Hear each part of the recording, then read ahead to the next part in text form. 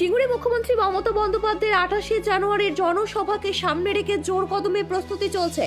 মাঠ থেকে বুথ স্তর পর্যন্ত সাজানো প্রচারণা তুঙ্গে। রাজ্যের মন্ত্রী বেচারাম মান্না জানালেন, এই সভা হুগলির ইতিহাসের রেকর্ড ভাঙার মতো গুরুত্বপূর্ণ। তিনি বলেন, 18 জানুয়ারি নরেন্দ্র মোদী সিঙ্গুরের জমিতে এলেও শিল্প নিয়ে কোনো বক্তব্য দেননি। এবার মুখ্যমন্ত্রী ঠিক শিল্পের জমিতে উপস্থিত থাকবেন এবং হুগলির মানুষ ও রাজ্যবাসীর জন্য গুরুত্বপূর্ণ বার্তা দেবেন। মন্ত্রী আরও বলেন, 28 তারিখ মঞ্চের সামনে থাকুন, দেখুন রাজ্যের মুখ্যমন্ত্রী কিভাবে সিঙ্গুর ও হুগলি বাংলার জন্য উপহার নিয়ে আসেন। সিঙ্গুরে সভা উপলক্ষে প্রস্তুতি পরিদর্শন করলেন বেচারাম মান্না, যেখানে মাঠ সাজানো, জনসংযোগ ও বুথ স্তর প্রচারণার তৎপরতা চোখে পড়েছে। নিজস্ব সংবাদদাতার রিপোর্ট, আমার বাংলা নিউজ।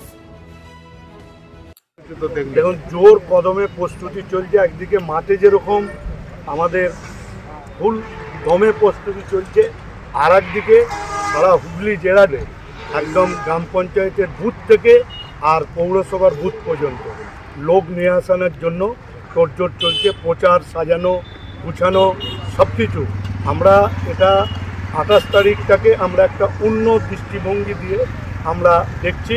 তার কারণ আপনারা সকলেই জানেন যে সিঙ্গুরের মাটিতে দাঁড়িয়ে যেভাবে এই নরেন্দ্র মোদী মিথ্যাচার কুৎসা বাংলার বদনাম করে গেছে, তার প্রতিবাদ এই সিঙ্গুরের মাটি থেকেই দাঁড়িয়ে রাজ্যের মুখ্যমন্ত্রী দেবেন।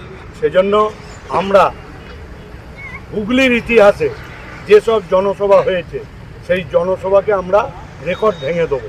এটা একটা মিনি ব্রিগেডের পরিণত। দাদা, 18 তারিখ তো নরেন্দ্র মোদী এসেছিলেন সিঙ্গুরের জমিতে, কিন্তু কোনো শিল্প নিয়ে কথা বলেননি। কিন্তু এবারে ঠিক শিল্পের জমিতেই আসছে, সিঙ্গুরের জমিতে মুখ্যমন্ত্রী মমতা বন্দ্যোপাধ্যায়। সবাই তো রাজ্যবাসী থেকে এটাই হচ্ছে চমক। 28 তারিখে মঞ্চের সামনে থাকুন, দেখুন রাজ্যের মুখ্যমন্ত্রী সিঙ্গুর, হুগলি, বাংলাকে কেমনভাবে উপহার দেন সেটা দেখে নেবেন।